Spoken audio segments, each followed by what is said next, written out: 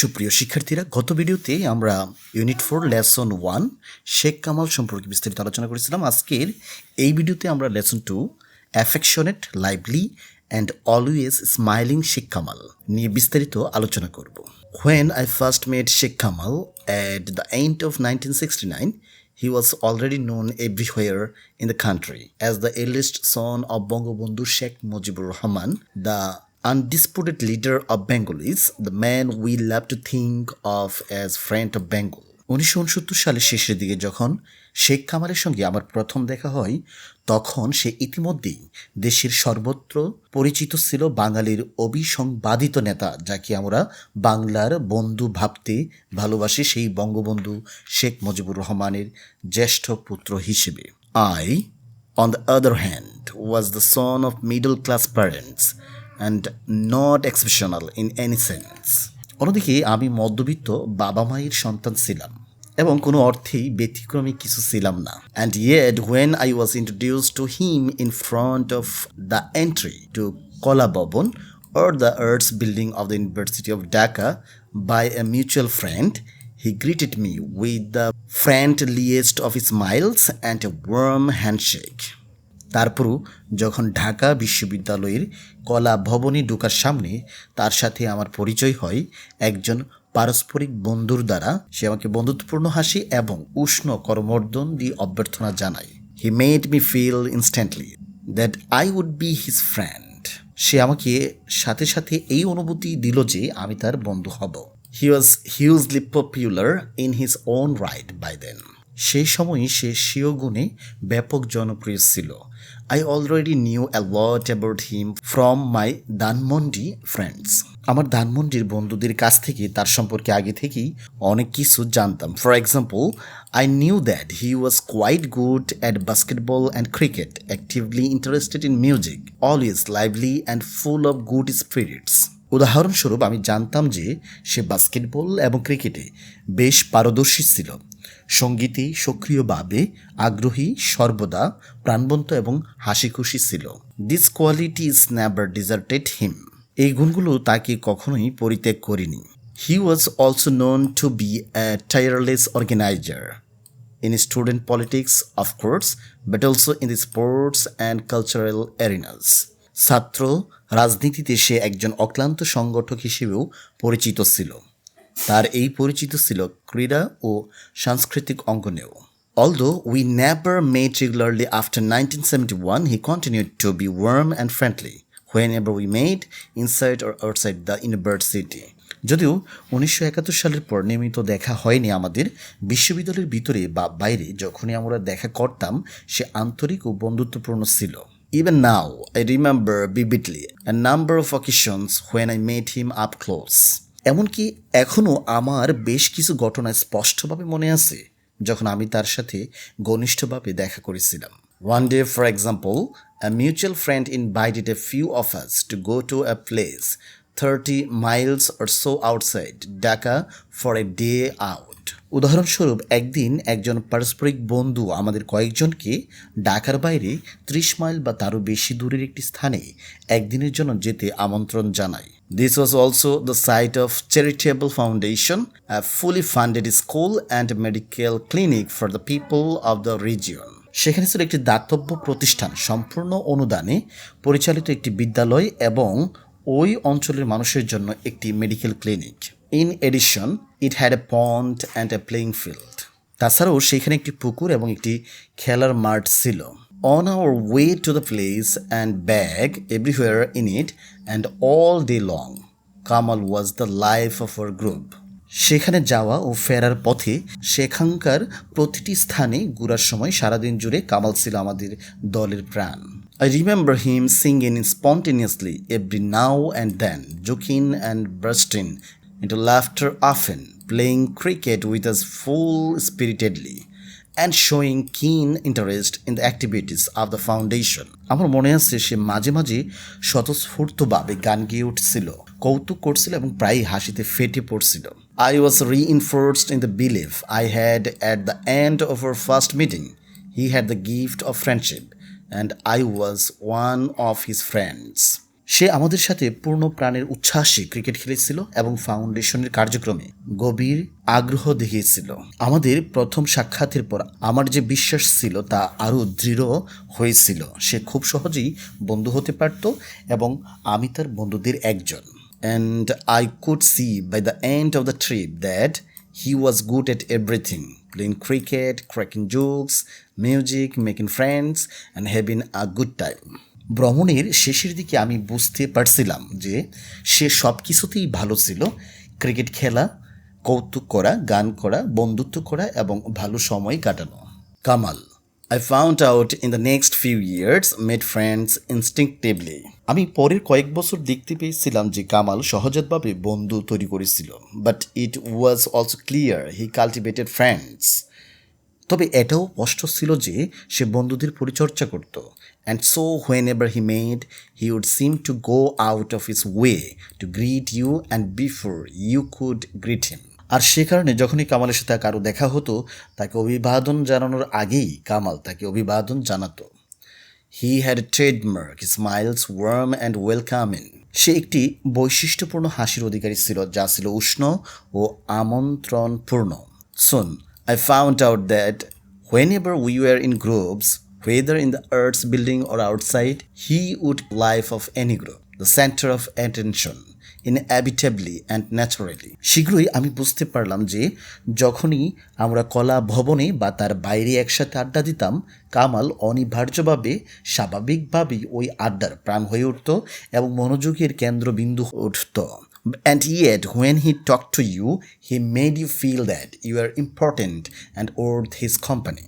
তারপরও যখন সে কারোর সাথে কথা বলতো তখন কামাল তাকে এই অনুভূতি দিত যে সে তার কাছে গুরুত্বপূর্ণ এবং তার সান্নিধ্যে থাকার অধিকার রয়েছে। In late February 1969, Bangabandhu was released from jail, and a month later, Ayub Khan was replaced by Yahya Khan, another dictator, but one who was seemingly planning to lay the path down for democracy. 1971 সালের ফেব্রুয়ারির শেষের দিকে Bangabandhu jail থেকে মুক্তি পান এবং এক মাস পরে আইয়ুব খানের স্থলাভিষিক্ত হন আরেক স্বৈরশাসক ইয়াহিয়া খান, কিন্তু যিনি আপাতদৃষ্টিতে গণতন্ত্রের জন্য পথ তৈরি করার পরিকল্পনা করেছিলেন। This Khan pledged to hold genuine election to the national as well as the provincial assemblies on the basis of universal suffrage. Election fever gripped the country. Yahya Khan সার্বজনীন ভোটাধিকারের ভিত্তিতে জাতীয় ও প্রাদেশিক পরিষদের প্রকৃত নির্বাচন অনুষ্ঠানের অঙ্গীকার করেছিলেন। সারা দেশ নির্বাচনী জ্বরে আক্রান্ত হয়ে পড়ল। One day, Kamal invited me and a few of our friends to accompany him to Sabar, where Bangabandhu was scheduled to speak in a couple of public meetings. একদিন কামাল আমাকে এবং আমাদের কয়েকজন বন্ধুকে তার সাথে সাভারে যাওয়ার আমন্ত্রণ জানালো, যেখানে কয়েকটি জনসভায় বঙ্গবন্ধুর বক্তৃতা করার কথা ছিল। উই অ্যাগ্রিড রেডিলি, আমরা সাথে সাথেই রাজি হয়ে গেলাম। Once again, he recalled us on the way and back with his lively presence, chatting, joking and singing. আবারও সে তার প্রাণবন্ত উপস্থিতি, আড্ডা, কৌতুক এবং গান দিয়ে আমাদের সেখানে যাওয়া ও ফেরার সময় আনন্দময় করে তুলেছিল। We also had the opportunity to hear Bangabandhu speak on these occasions. এই অনুষ্ঠানে বঙ্গবন্ধুর বক্তৃতা শোনার সুযোগ হয় আমাদের।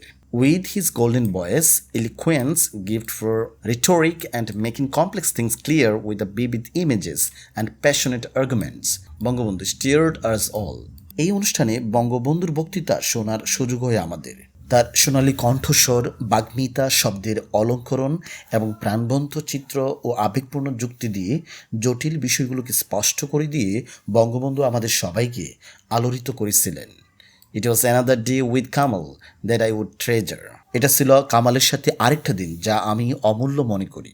Another day that I will treasure forever was sometime in 1970 when Bengalis were gearing up for the National Assembly election.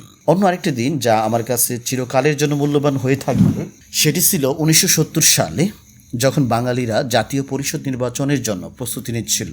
Kamal had taken me and a few other friends to his route number 32 house for chatting, or what we in Bangla call adda, when Kamal suddenly had the idea of introducing us to his father. Kamal আমাকে এবং আরো কয়েকজন বন্ধুকে আড্ডা দেওয়ার জন্য তার 32 নম্বর সড়কের বাড়িতে নিয়ে গিয়েছিল। হঠাৎ কামালের মনে হলো বাবার সঙ্গে আমাদের পরিচয় করে দেবার কথা। He was in another part of the house with other people, probably discussing election strategy, but he had time to greet us. তিনি বাড়ির অন্য অংশে অন্য লোকের সাথে ছিলেন, সম্ভবত নির্বাচনী কৌশল নিয়ে আলোচনা করছিলেন, তবে তিনি আমাদের অভ্যর্থনা জানানোর জন্য সময় বের করে নিয়েছিলেন। I remember him waving affectionately, warmth for Kamal's friends written all over his smiling face. আমার মনে আছে তিনি সস্নেহে হাত নাড়াচ্ছিলেন, তার হাসিমাখা মুখের পুরোটা জুড়ে কামালের বন্ধুদের জন্য উষ্ণতা জড়ে পড়ছিল। After the War of Independence was over, I continued to meet Kamal in the university.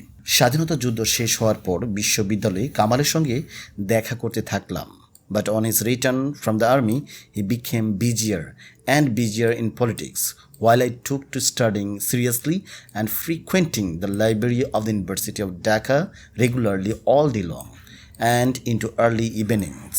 কিন্তু সেনাবাহিনী থেকে ফিরে আসার পর সে রাজনীতিতে ব্যস্ত থেকে আরও ব্যস্ত হয়ে পড়ল, আর আমি গুরুত্ব সহকারে অধ্যয়ন শুরু করলাম এবং সারাদিন ধরে ও সন্ধ্যা পর্যন্ত নিয়মিতভাবে ঢাকা বিশ্ববিদ্যালয়ের গ্রন্থাগারে যাওয়া শুরু করলাম। Nevertheless, even in brief exchanges, Kamal, now the son of the Prime Minister of Bangladesh, made me feel that I was close to him.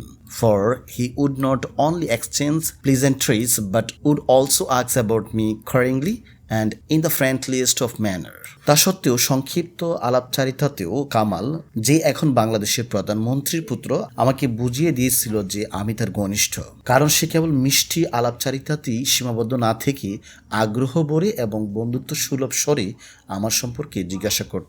Friendliness came naturally to Sheikh Kamal, and more often than not, he would greet you with a smile before you could do so. Sheikh কামালের কাছে স্বাভাবিকভাবেই বন্ধুত্ব এসেছিল এবং প্রায়শই অন্য কেউ এগিয়ে আসার আগেই সে তাকে হাসি মুখে অভ্যর্থনা জানাতো।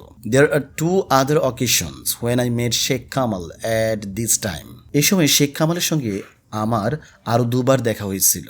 In the first, I was among the group of students who had secured the top positions in their honors class and met Professor Abdul Motin Choudhury, our Vice Chancellor, in his office. এই সময় শেখ কামালের সঙ্গে আমার আরও দুবার দেখা হয়েছিল। প্রথমটিতে আমি সেই ছাত্রদের মধ্যে ছিলাম যারা তাদের অনার্স ক্লাসে শীর্ষস্থান অর্জন করেছিল এবং আমাদের vice chancellor professor Abdul Matin চৌধুরীর সাথে তার অফিসে সাক্ষাৎ করেছিল। The meeting was organized at Kamal's initiative. কামালের উদ্যোগে এই বৈঠকের আয়োজন করা হয়। The idea was that we would find the encounter inspirational and our vice chancellor would get to meet a cross-section of the top performing students of a particular year to hear from them how the university could augment its academic facilities for future students.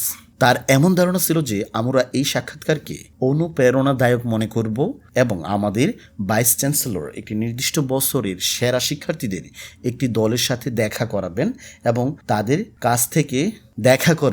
তাদের কাছ থেকে শুনতে পাবেন যে কিভাবে বিশ্ববিদ্যালয় ভবিষ্যতের শিক্ষার্থীদের জন্য তার একাডেমিক সুবিধাগুলোকে বাড়িয়ে তুলতে পারে। The second occasion was in late July 1975 when I was leaving the Arts building to go to the TSC for lunch. দ্বিতীয় ঘটনাটি 1975 সালের জুলাইয়ের শেষের দিকে, যখন আমি টিএসসিতে দুপুরের খাবার খেতে কলা ভবন থেকে বের হচ্ছি। As I was about to leave, I saw Kamal coming down from his car to attend classes. আমি যখন চলে যাচ্ছিলাম তখন দেখি কামাল তার গাড়ি থেকে ক্লাস করতে নামছে। As always, he greeted me with his characteristic warm smile and wanted to know where I was heading to. বরাবরের মতো সে তার স্বভাবগত উষ্ণ হাসি দিয়ে আমাকে স্বাগত জানালো এবং জানতে চাইলো আমি কোথায় যাচ্ছি। When he found out, he insisted that he dropped me off at TSC since he still had some minutes before his class. যখন সে জানতে পারলো তখন সে আমাকে টিএসসিতে নামিয়ে দেওয়ার জন্য জোর করতে লাগলো, কারণ তার ক্লাসের কিছু মিনিট বাকি ছিল।